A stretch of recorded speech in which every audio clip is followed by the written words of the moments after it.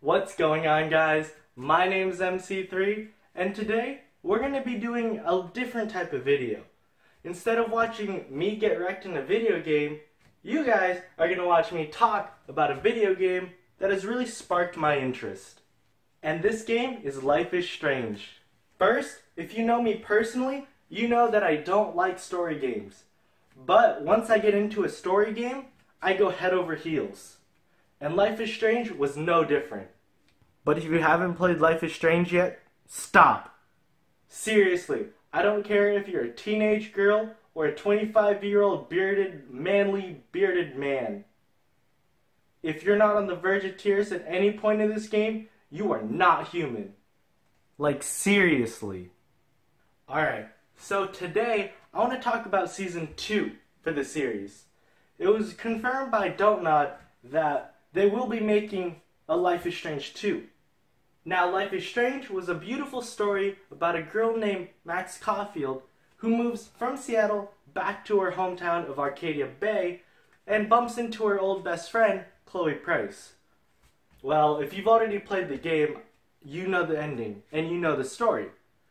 But depending on the ending you picked, either Bay or Bay, you may have a different vision of what Life is Strange 2 should be about.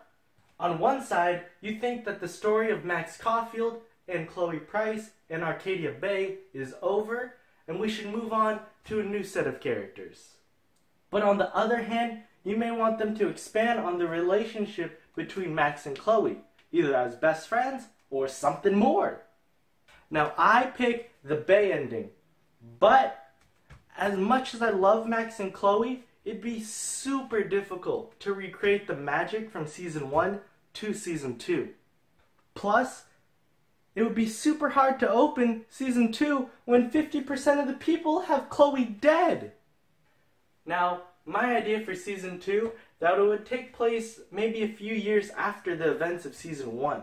And with Season 1 being set in a smaller city, maybe Season 2 would be set in a bigger city. Maybe Seattle? And as you're playing through the game, I can see there being an art gallery that you can walk into, talk to strangers who would mention about a young photographer who's rising in popularity, and they would also give hints about what she's been up to. And if you haven't guessed, this photographer is Max Caulfield. And I think it would be super cool that if you pick the Bay ending, some of Max's photos would feature Chloe in them. But if you pick the Bay ending, more of Max's photos would be representing of Chloe. Say, blue butterflies.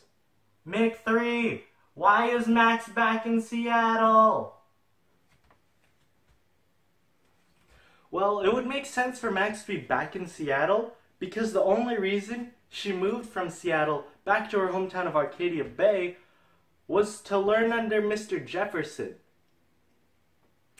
And I think we all know she doesn't want to learn under Mr. Jefferson anymore.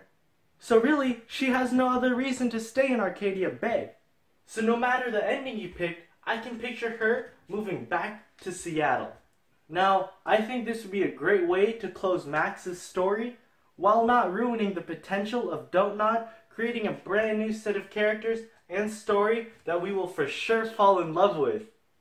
Now, this is just my opinion, and there's a reason why I'm here talking about it with you rather than in some studio actually working on a game. But I do think this would be a great way to tie in Season 1 with Season 2, being that seasons usually relate. Alright, I really enjoyed making videos for you guys, and I was actually thinking about making another one on Life is Strange about why the Bay ending and Bay ending are both justified, just to make you feel better about whatever decision you picked. So if you want to make that happen, be sure to let me know down in the comments.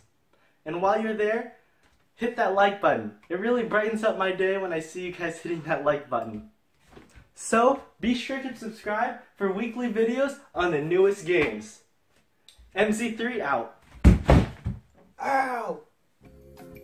That was harder than I thought it was.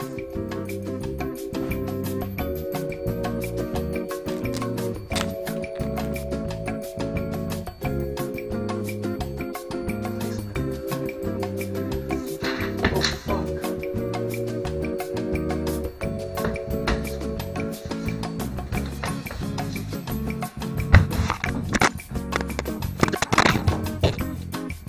That was, ow!